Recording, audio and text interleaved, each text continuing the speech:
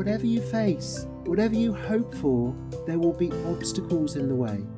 But also resilience is about recognizing what's difficult, but then looking at what helps. So this is the next part of our story, is like saying, well, okay, facing all that, what helps is. And my hope with this webinar is that we point to, give attention to some things that make a difference, some things that help.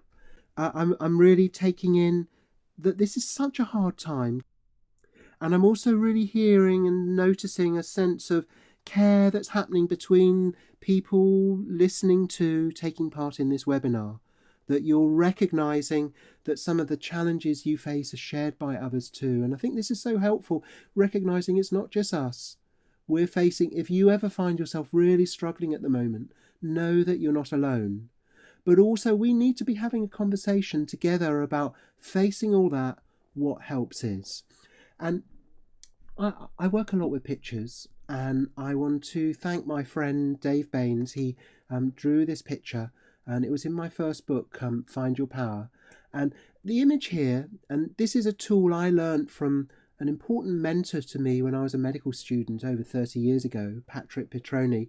He said that well-being, health is a bit like rowing along in a boat, and we have times where we're rowing along merrily, but we also have times where we crash. And crashing is like hitting a problem. And it's very helpful when you hit a problem to see somebody who knows about that problem. But also, the way you deal with that problem or whether you crash isn't just dependent on the rock. It also is influenced by where the water level is.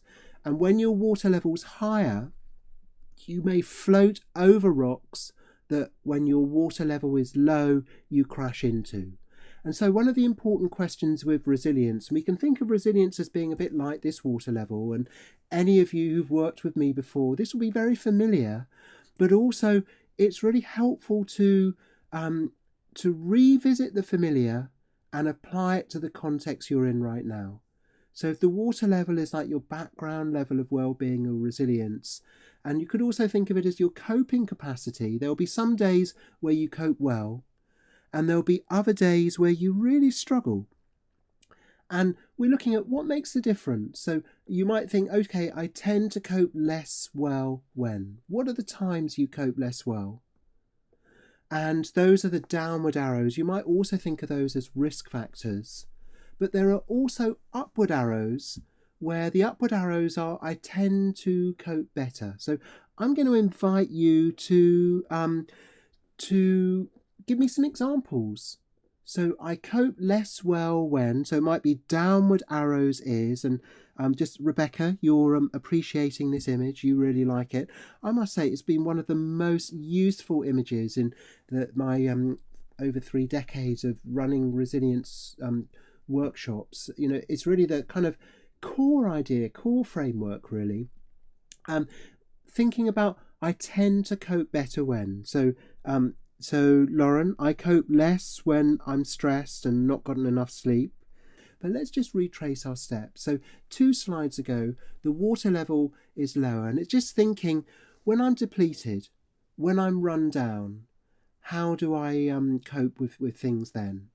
And when I used to be a GP, a medical doctor, when people came with me with medical problems, a question I'd often ask is, why do you think this is happening now? And often people would say, well, I think this is happening now because this is happening, this is happening, this is happening, that would leave me feeling run down. And so I'd explore with them not just the rock that they're crashing into, but also what are the upward arrows, the times where they cope better. And I want to really draw attention to the significance of this right now, because this also applies to virus infections. I'm particularly influenced by the work of psychologist Sheldon Cohen. Sheldon Cohen used to work years ago for the Common Colds Research Centre that was on Salisbury Plain. It's not there anymore now, but as part of his research, he squirted measured amounts of cold virus up people's nostrils and then looked at what are the factors that influence whether they actually got a cold or not. And one of his earlier findings was that people under high levels of stress that was a downward arrow. When they're under high levels of stress, it reduced their physical resilience, their resilience to a viral infection. And he's done later research. He's looked at other factors, including our mood states, that when people have higher levels of positive emotions, they're less likely to get a cold, even if they have exposure to the same amount of cold virus. And this has also been done with the flu virus as well. So very important research. And here's Sheldon Cohen and other people's research too, show that exercise, reducing stress, sleeping well, nourishing relationships, and good nutrition can all play a role in strengthening our immunity to viral infection. The factors that we can do to influence well-being, and particularly the idea that a holistic approach to healthcare is not just delivered, it's also practiced. And so it's thinking about what can we practice that strengthens our general level of well-being, like our water level, in a way that increases our physical resilience to viral infection. And this is a conversation that we all need to be having. There's emotional resilience, but there's also physical resilience. What I'm aware of is that you know this. I'm sure all of you know this, but there's a saying, common sense isn't always common practice. And I think particularly at the moment, it's nudging ourselves to do the things that we know have an upward arrow impact on our well-being.